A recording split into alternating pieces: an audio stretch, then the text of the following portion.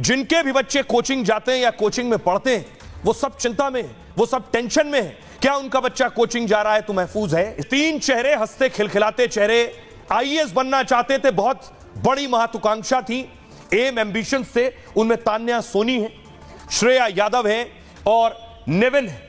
ये तीनों आईएएस बनना चाहते थे। ये तीनों कोचिंग सेंटर के बेसमेंट में थे। ये आपके सामने आ गया बेसमेंट। ये है वो लाइब्रेरी। ये देखिए पानी भरना शुरू हो गया और 3 मिनट के अंदर 12 फीट पानी भर गया। बच्चे अपने आप को बचा नहीं सकते थे। 5 फीट, 5.5 फीट, 6 फीट के बच्चे 12 फीट पानी भरने के बाद कैसे बचाते अपने आप को? कोचिंग के अंदर का मंजर और हाल ये था। अब सोचिए क्या हुआ।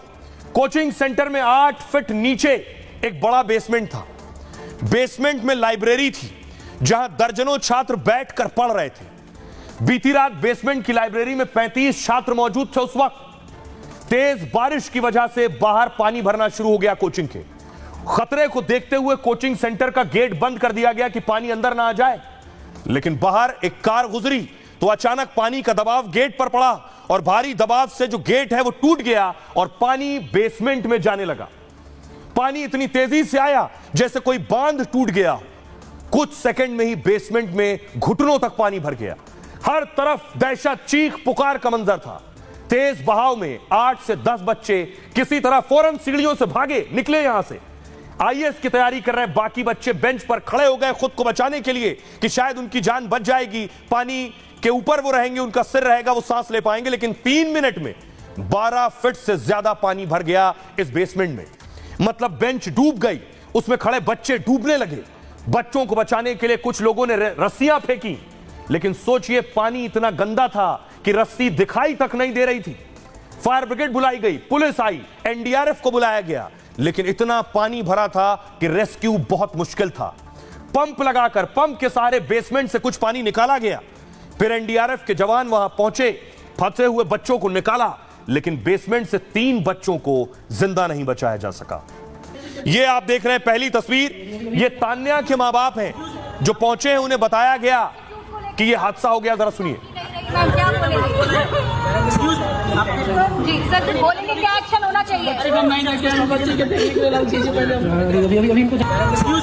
उन तीनों युवाओं के बारे में आपको बताऊं। तीनों आईएएस बनने के लिए दिल्ली आए थे। सबसे पहला नाम श्रेया यादव का है।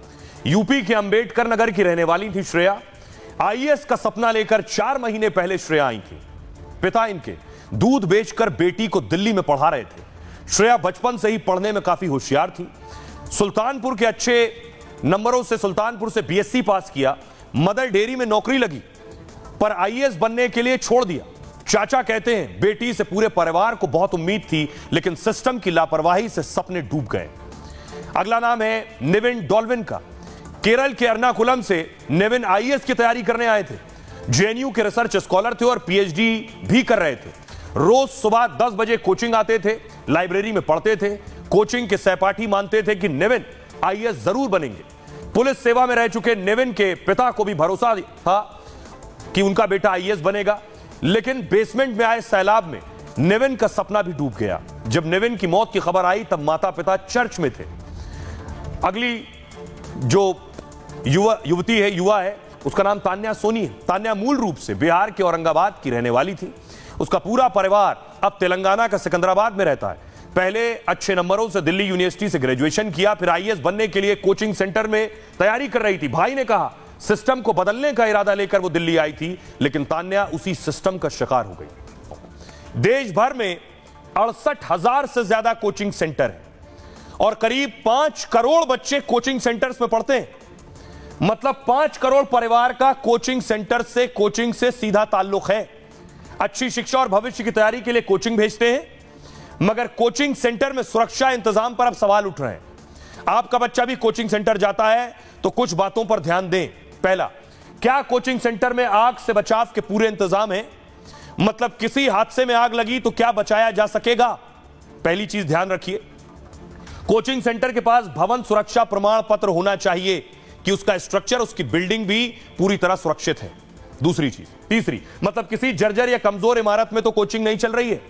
कोचिंग सेंटर में रोशनी, प्रकाश और वेंटिलेशन का पूरा इंतजाम है या नहीं, ताकि लगातार घंटों रहने से सांस लेने में कोई परेशानी ना हो। कोचिंग सेंटर में सीसीटीवी कैमरे, मेडिकल किट होनी चाहिए। कोचिंग सेंटर के लिए सरकार ने हाल में नियम बनाए। 16 साल से कम उम्र के छात्रों को दाखिला नहीं दिया जा सकता है।